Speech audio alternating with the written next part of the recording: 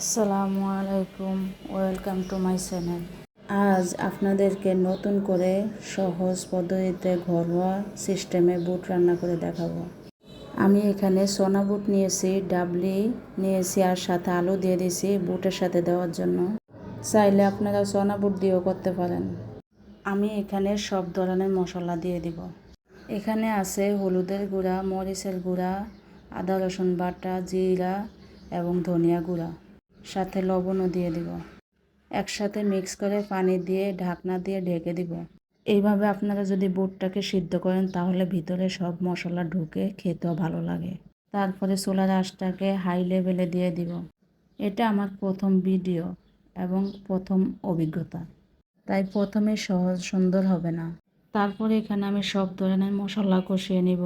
এখানে আমি প্রথমে ধনিয়া পাতা, কাঁচামরিচ, বোম্বা মরিচ, পুদিনা পাতা একসাথে বেটে নিয়েছি। ওই বাটা মশলাটা দিয়েছি, সাথে টমেটো দিলাম, কাঁচামরিচ দিলাম, ধনিয়া গুঁড়া, হলুদের গুঁড়া, মরিচের গুঁড়া, জিরা বাটা সব কিছু দিয়ে আলু পেস্ট করে নিয়ে হালকা একটু পেস্ট করেছি নিয়ে তারপরে তেলে ভাজবো কতক্ষণ। তারপরে বুটটা দিয়ে দিলাম।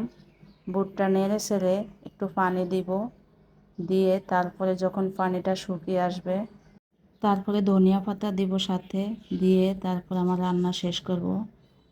আমার পাশে থাকবেন, আমাকে সাপোর্ট করবেন। আমার ফার্স্ট অভিজ্ঞতা, ভুল হলে ক্ষমার সুন্দর দৃষ্টিতে দেখবেন। আমি যেভাবে দেখিয়েছি এভাবে রান্না করে খেয়ে দেখবেন। তারপর সবাই আমাকে কমেন্ট করে জানাবেন। আল্লাহ।